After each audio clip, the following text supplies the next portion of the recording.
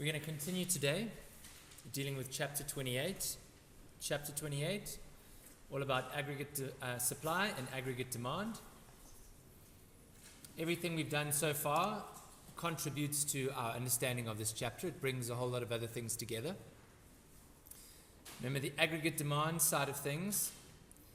We derived the aggregate demand curve or the aggregate demand relationship from our aggregate expenditure model, which is a model of our goods market without worrying about production, so just the expenditure side of the goods market, looking at income that is spent. So aggregate expenditure model, also called the Keynesian cross diagram. We also looked at the money market. We got money supply, money demand. When we bring the aggregate expenditure model and the money market together, we have the ISLM. The ISLM assumes that prices are fixed, but once we change prices, we see that a change in prices does have an effect in the ISLM framework, and we can derive the aggregate demand curve from the ISLM. Aggregate supply, we started speaking about last week, and we're going to continue speaking about that. I left you with the diagram. I'll come back to that diagram after we've just briefly recapped what we looked at before. If at any point you want to ask a question, please do. Just let me know if there's anything you want me to clarify. So what's chapter 28 all about? Well, we're talking about aggregate demand, aggregate supply. In terms of aggregate supply, there's both a long run and a short run relationship. We're going to show these diagrammatically. We're going to talk about what factors cause these things to shift. And then we're going to see that if we bring aggregate demand and aggregate supply together, then we can work out an equilibrium level of real GDP and price level that brings everything together. So the money market, the labor market, the goods market, everything comes together in the ASAD, and we can determine an equilibrium real GDP and price level. We'll see that these things, as this equilibrium changes in the short run, we end up with something called the business cycle, and we'll finish off with a couple of schools of thought in macroeconomics that do not necessarily agree on what all the dynamics of this process are, and we'll talk about some of those disagreements. So there's definitely lots of room for debate, and if you've got any opinions you feel like sharing, then please do. So aggregate supply, if you recall, we were dealing with this relationship. The aggregate supply relationship comes in two different forms. There's the long run aggregate supply. Long run aggregate supply is essentially a vertical line. A vertical line means that there is no relationship between the price level and the quantity supplied. That's what a vertical line means. It means it doesn't matter what the price level is, the quantity that will be supplied is always the same. Okay? So in the long run, the relationship between supply and price level, there is none. There is no relationship. Okay? However, in the short run, we see an upward sloping aggregate supply curve. So in the short run, we have a relationship between prices and output. What is that relationship? It's positive. Okay? So short run aggregate supply. Short run aggregate supply is the relationship between the quantity of real GDP supplied and the price level. And here's how we end up with this upward sloping curve, because we assume that the money wage rate and the price of all the other resources that go into supplying that output essentially remain constant. So I was going to show you how we derive that curve. Let's go take a look. This was the diagram that we were working with. Had I asked you to draw it? I can't remember. Did I? Okay, great. So you've got a copy of it. So this is our standard state of affairs. We've got our labor market. Equilibrium in our labor market gives us some equilibrium employment level, in other words, some equilibrium level of labor that is used in the economy. That level of labor via our production function gives us some level of output. And I've plotted that level of output as a point of equilibrium between an aggregate demand and an aggregate supply curve. Back to our labor market. This equilibrium level of labor corresponds to some equilibrium real wage rate, which I've called WR0. And WR0 is simply the nominal wage rate, WN0, adjusted by the price level P0. So here's our P0. Okay? So we've got output Y0, employment L0, real wage WR0, nominal wage WN0, and price level W0.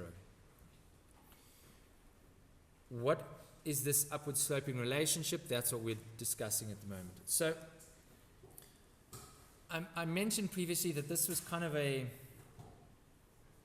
slightly complicated little model, and you're going to have to kind of suspend your disbelief for a little bit, and we're going to talk a lot about expectations in this model. So here we have a labor supply curve. It's upward sloping. What does that mean? It's saying that as the real wage increases, more and more people are prepared to supply labor, and people are prepared to supply more of their labor as well. Okay? So we have an increase in the quantity of labor supplied because people are prepared to supply more labor and more people are prepared to supply labor. So we have two reasons. Okay? That's in terms of the real wage rate. As the real wage rate goes up, we supply more labor. Of course, as the real wage rate goes down, the quantity of labor demanded increases. In other words, as employers pay lower wages, so the amount of labor that they will wish to employ increases. Okay? Now this labor supply, given this equilibrium level of output, not level of output, this equilibrium level of labor and this real wage rate, is essentially saying labor supply here is a function of that wage rate, okay? That real wage rate. And that real wage rate itself is a function of a nominal wage rate and a price level, okay? And labor has expectations about what those should be. Our normal assumptions are that the market is perfect, that all information is easily disseminated, everyone knows everything. There's nowhere you can hide. No one has any secrets. Okay? For this model to work, what we're saying is that, in fact, maybe the market is not always perfect. Maybe things don't always adjust instantaneously. Okay? So it's our first kind of move away from the idea of perfect markets. In microeconomics, we did discuss movements away from the perfect market paradigm. We spoke about things like oligopoly, right? That was a non-perfect market system, right? Monopoly, also non-perfect market. And differentiated product markets assumed that people didn't have all the available information, or at least that products were not all exactly substitutable. Okay? So in the same way that in microeconomics we moved away from those perfect market assumptions, that's what we're going to do here. We're going to move away slightly from perfect market assumptions. But to do so, our model of the labor market is going to look a little bit different. It's going to change slightly. So we're assuming here that the labor market, the labor supply, right, side of the labor market, expects nominal wages to be WN0 and price level to be WP0, and therefore real wages to be WR0. So our expectations, I'm just going to put in a red line here, are kind of fixed at this wage rate, okay? So this red line here is kind of our expectations, okay? So that's the first thing to note. That's our expected wage rate. The second thing to note is, remember that even though we are at full employment, so we can call this full employment, even though we have full employment, we still have structural unemployment and frictional unemployment. In other words, we still have unemployed people there. Are you happy with that? So even at that real wage rate, we would even though we're at full employment, technically we can still employ more people. There are still more people that could be employed, right? It's just the structure of the market is such that we aren't employing everyone, and we have some people that are structurally unemployed and some that are frictionally unemployed. They would like to work at that real wage rate, right? But our demand for labor is such that we're already full. We've got everyone we need, and the supply of labor is such that because these guys are structurally unemployed, it means that even though they'd like to work at this wage rate, they cannot. They need to change their skills level or relocate or just do something different. In other words, there's some friction in the market which means that these people are unemployed. Okay? If we could maybe overcome that friction slightly, we could maybe increase that, employ those people, right? And that friction, the way that we overcome that friction is through changes in the price level. So the assumption is essentially this. Imagine that aggregate demand, so here's our price level P0, let's just extend it to be fixed. Now, let's say that aggregate demand shifts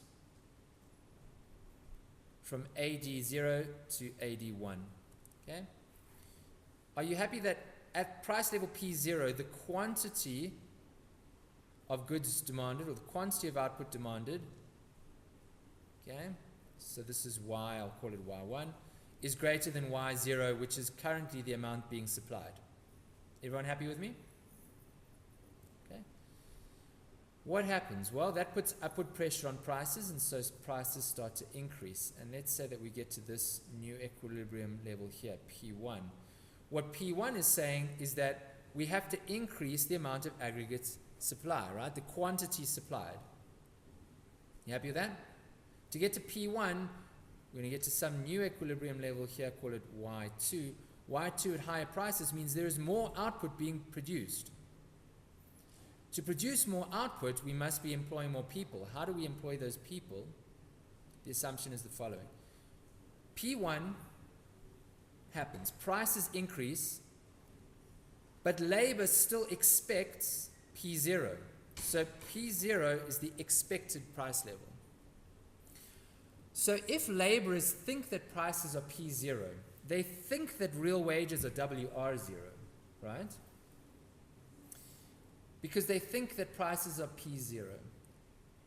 If firms are paying nominal wages WN0, but prices actually increase to P1, are you happy that real wages, if I call them WR1, have actually decreased to WN0 over P1? In other words, if the price level increases, okay, but the nominal wage rate stays the same, then the real wage rate must fall.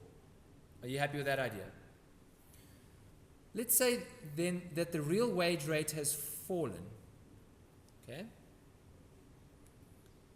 At that lower real wage rate, are you happy that employers would be happy to employ more people at a lower wage rate? You with me? Okay. So they're happy to employ people at that lower real wage rate. If, however, people are operating under the assumption that we are dealing with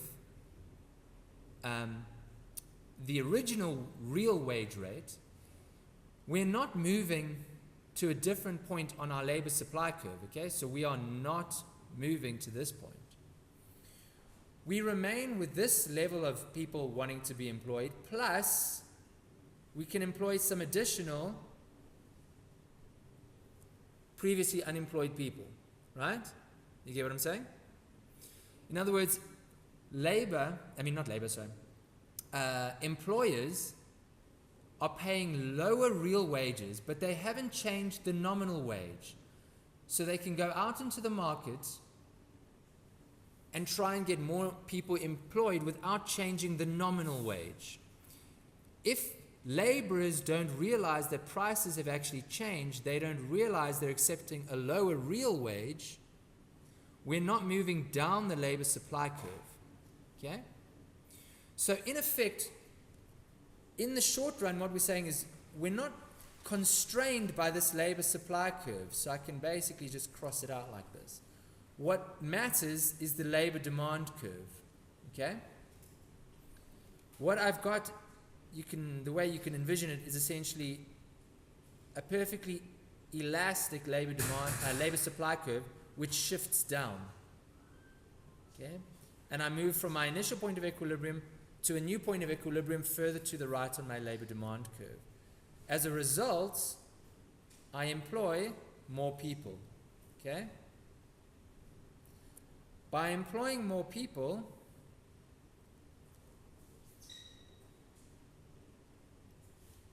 I produce more output. Okay, so output level Y2 corresponding to higher price levels. Are you happy with that idea? Do you see how I've derived this upward sloping aggregate supply curve? I employ more people by paying lower real wages, and I pay lower real wages because prices are changing and labor is not keeping up to speed with how prices are changing. Okay? Intuitively, can we see that making sense? Well, certainly if a firm expects to sell more products at a higher price, right, they expect their profits to increase, they don't necessarily automatically pass that on as higher wages to their employees. The first thing they're likely to do is just employ more people to produce more products at that higher price, right? The guy that's selling the products essentially has knowledge of the market and has an expectation of what he believes prices are going to be, and he believes I'm going to sell them at higher prices. In this setup, he's correct. He does in fact sell them at higher prices. Okay? The laborers themselves, however, are one step removed from that process. They don't realize that prices in fact are going to increase. Okay? So they're happy to accept the same nominal wage. More people get employed even though the real wage is in fact decreasing. Right? So that's the idea. The reason, of course, that this process is temporary is that laborers might not know at the time that prices are changing, but it's pretty clear to them within a very short space of time that prices have changed, right? And as soon as they realize prices have changed, what happens? They demand a higher nominal wage. You with me? And as soon as they demand a higher nominal wage, what happens? Well, we end up with real wages. In other words, as soon as, let's shift this to the right.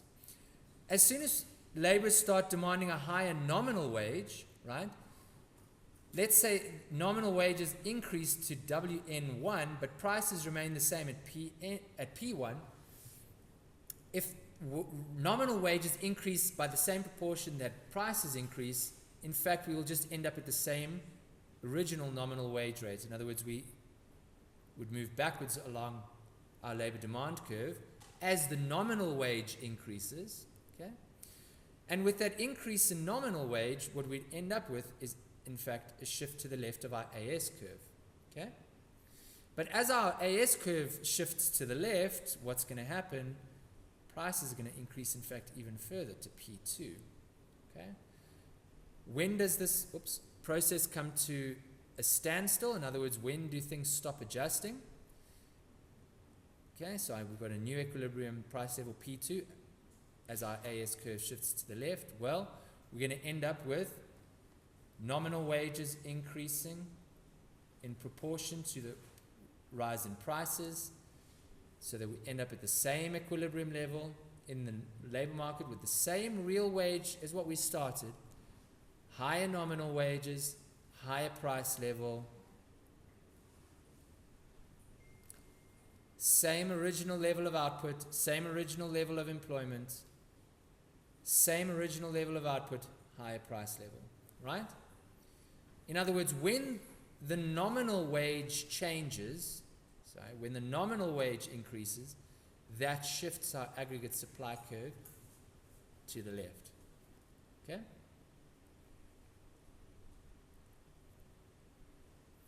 So the question,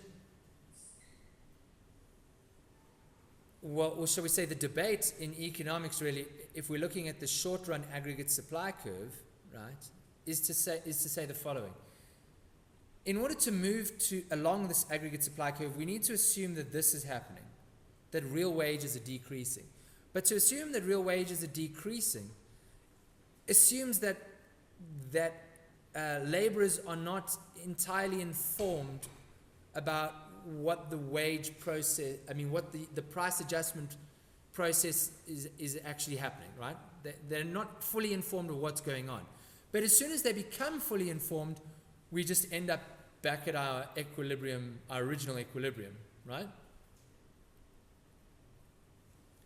So, how important do you think this AAS curve is, the short run AAS curve is determined by how essentially uninformed you think laborers are, right? Or how slow labor is to react. And we refer to that essentially as sticky, okay? Sticky prices or sticky nominal wages, okay? In other words, if laborers are prepared to accept the same nominal wage despite prices increasing, then we assume that nominal wages are sticky, okay? The stickier they are, the more important this short run aggregate supply relationship is likely to be. You get it? If nominal wages are not very sticky at all, then any change in price is immediately reflected in a change in nominal wages. Why might nominal wages be sticky in the real world, for example, in reality, in practice? Why might they be sticky? Well, I can tell you as an employee that at the beginning of a year, I will accept an employment wage contract which is in place for the rest of that year. And in terms of that contract, I will expect my wage to purchase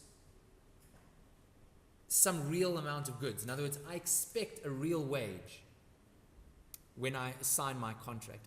I have expectations of what my real wage is, which is based on my expectations of what I think the price level will be. Okay?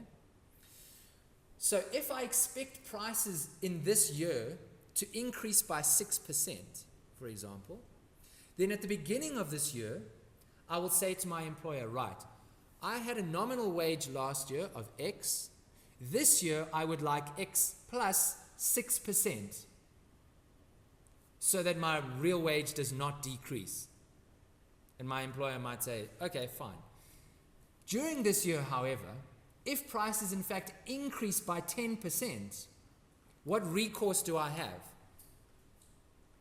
I've already signed my wage agreement. I've already agreed to be employed at a specific wage. If prices adjust differently to what I expected, I have to wait until the end of the year. I have to wait until next year before I make those adjustments, right? And if you pay attention to the news and you listen to the kind of wage negotiations that happen when COSATU or any of the other labor unions go on strikes for wage agreements, usually those agreements will be signed for, say, a 3-year period.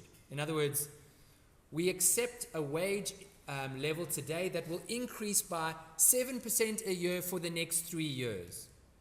That might be the kind of wage agreement that you sign, right? If during those 3 years, however, prices do not increase by 7%, they increase by 10%, well, there's not much you can do about that. What you have to do as COSATU or as any labor union or in fact as any employee bargaining for your wages is to say, right, my expectations were incorrect. My real wage has gone down. I need to now make up for that next time I negotiate my wages. So what am I going to do the next time? The next time, even though I think inflation might be 7%, I'm going to negotiate for 10%. And if I think I might in fact be wrong and it won't be 7%, and I don't want and I want to make up for the fact that I might be wrong, then I might want 10% plus extra to make up for before. Maybe I want 12%, right? Okay. So you can see that this idea of a sticky wage, in fact, is not I mean, it's not ridiculous. There are definitely reasons in the economy for prices or for wages to be sticky. There are definite frictions that are encountered in reality that suggest we might, in fact, have a short run, upward sloping aggregate supply curve. However, so let's just zoom out so you can get a full picture of what's going on there. However, are you happy that as long as our nominal wages, or as soon as our nominal wages are no longer sticky, so in other words, if we look at some time frame, like 3 years, for example, in our wage negotiation process, if our wages can change every 3 years, then in 3 years' time, my nominal wage will no longer be lower, it will have increased and my real wage will increase, right? So in that longer time period, are you happy that in fact the quantity that I supply is independent of the price level? It's irrelevant what that price level is. What matters is the level of employment in my labor market, right? Whatever that equilibrium level is, that's what's going to determine the long run aggregate supply curve, not the price level. The price level is irrelevant. The price level is only going to shift things in the short run, right? Or not shift, but move away from this long run equilibrium. This will only happen in the short run when my nominal wage is fixed but price levels adjust. As soon as my nominal wage is able to adjust, then I'm simply going to be moving back to my initial point of equilibrium in this labor market. The only thing that's going to actually change where this curve is, in other words, if I choose yet another color, the only thing that is going to shift this long run aggregate supply curve to the left or to the right, and let's just stick with to the right, what would move my long run aggregate supply curve to the right? Well, if my labor demand curve shifted to the right, I would have a new point of equilibrium with a higher level of output. You happy with that? Or if my labor supply curve shifted to the right, I would have a new point of equilibrium with a higher quantity of people employed. Higher quantity of people employed, right, means more output. We'd be shifting my supply curve. Okay? Let me just redraw this relationship quickly to clarify one aspect of it. Okay?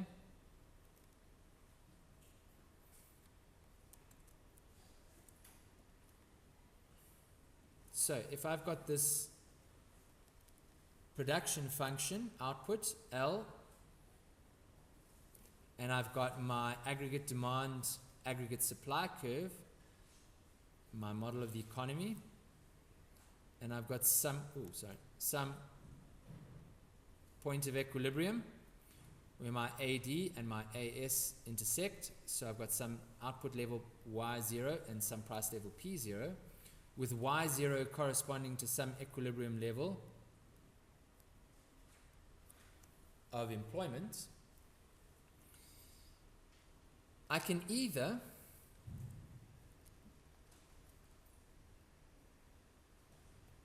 increase my labor supply, okay, shift my labor supply curve. Oh, in fact, let me use those original colors, that might make it nicer. I can shift my labor supply curve, which would be a movement along my production function, right? L1, Y1, and my long run aggregate, whatever, let's just do this. So here's Y1 with my long run aggregate supply curve shifting. So my original long run aggregate supply curve was LRAS0, and now I've gone to LRAS1. Okay, so that's an increase in labor supply. Are you happy with that? Which has a corresponding shift in short run aggregate supply. In other words, when my long run aggregate supply curve shifts, my short run aggregate supply curve shifts as well. So I've gone from AS0 to AS1. Okay. That's a shift in the aggregate, in the supply of labor. However, I can also have a shift in demand for labor. And what would cause a shift in demand for labor? For example, increased productivity, right? If laborers are more productive, that increases my demand for labor. What could make laborers more productive? They're better educated, so human capital, right? An increase in human capital. Or we invest in machinery, which makes them more productive, so an increase in physical capital. What does a change in technology or capital do? Shifts my production function up. Remember? In which case, my increase in demand for labor causes a shift upwards in the production function. The shift upwards in the production function leads to an increase in not only number of people employed, but the amount of output that those people can produce. So I would then shift, and I'm just going to do it in pink to a different spot to make things easier to see. Let's just do this. Y2. Extend that. In other words, an increase in the demand for labor will also shift my long run aggregate supply curve, let's call it LRAS2, along with my short run aggregate supply curve AS2. Okay.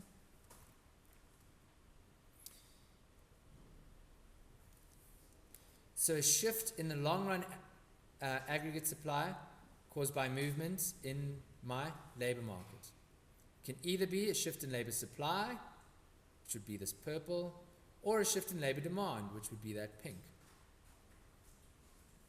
Okay. Has anyone got any questions on those diagrams? I'll give you 2 minutes to think about it.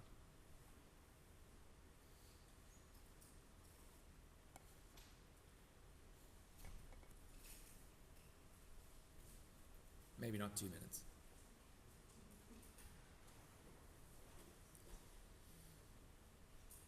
Okay. Everyone happy with that discussion? Yeah? Okay, cool. So we'll go back to the slides. So we've shown that there is a short run aggregate supply relationship as well as a long run aggregate supply relationship. How do we change aggregate supply? Well, a change in the price level will change the quantity of real GDP supplied. In other words, a movement along a supply curve, but that does not change the aggregate supply curve. In other words, it does not shift. Okay? Changes in aggregate supply, a change in price does not shift AS. Right? It only causes a movement along. And it's a movement along a short run aggregate supply curve in the short run and a movement along a long run aggregate supply curve in the long run. So what shifts aggregate supply? Aggregate supply changes when an influence on production plans other than the price level changes. What sort of things can change our production plans? In other words, when we say a change in production, we're talking about a change in potential GDP. Okay?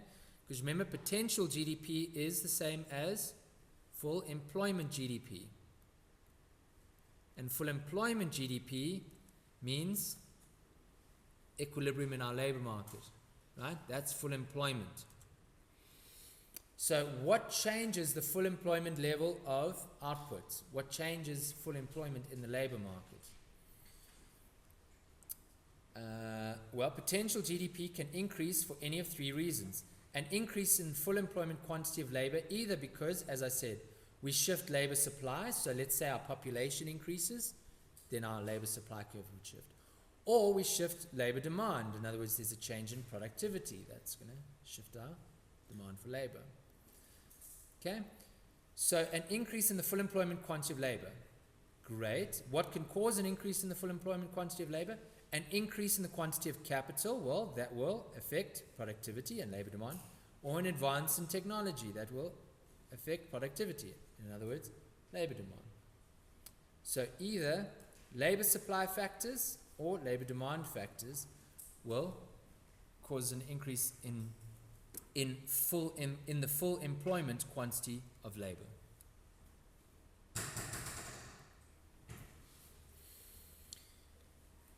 Additionally, we have this change in the money wage rate. Okay, the money wage rate, in other words, nominal wages, right? Nominal wages. So in this diagram, we showed what happens when you change nominal wages. When you change nominal wages, you shift the short-run aggregate supply curve, right? So when the money wage rate, or in fact the price of any factor of production, changes, then short-run aggregate supply changes, but not the long-run aggregate supply, right?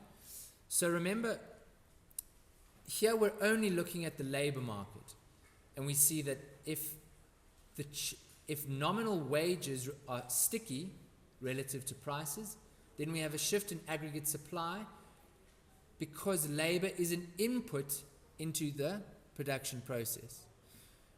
We've only focused on the labor market, but of course we could look at a market for any of the inputs, right? In other words, labor market here, labor market could mean, what am I doing? Okay, labor market could mean any input.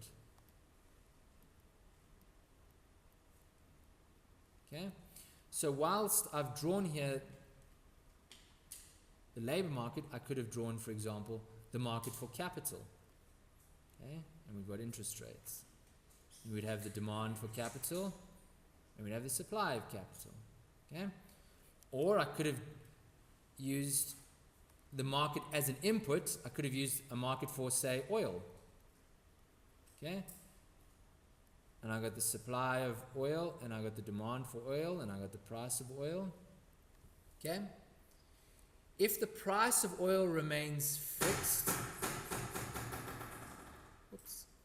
if the price of oil remains fixed relative to the aggregate price level, then the price of oil is cheaper relative to everything else. What do? We end up using more oil in the production process, and we end up producing slightly more.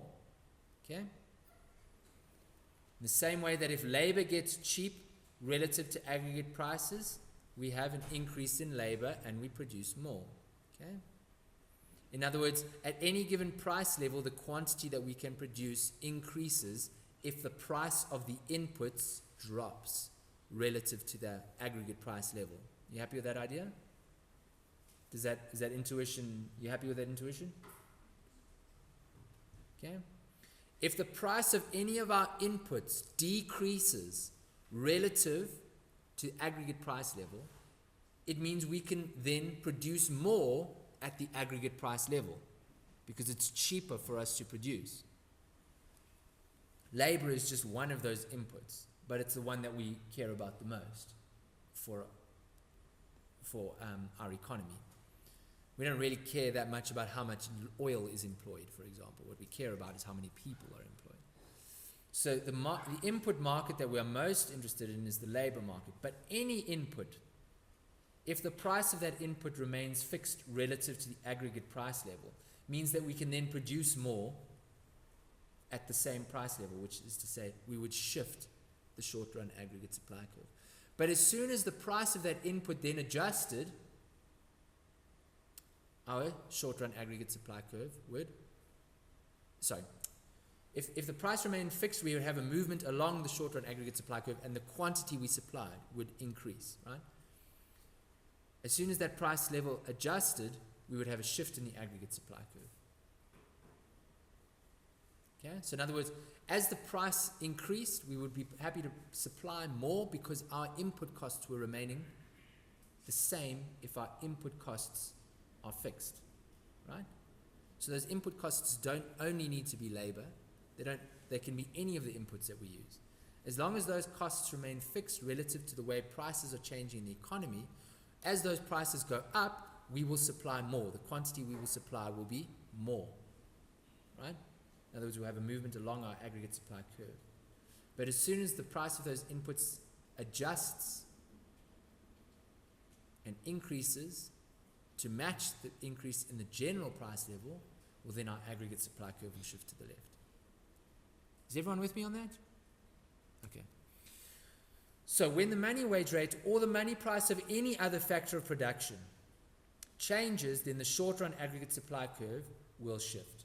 So if the prices of our inputs, the nominal prices of our inputs increase, then we shift our aggregate supply curve to the left.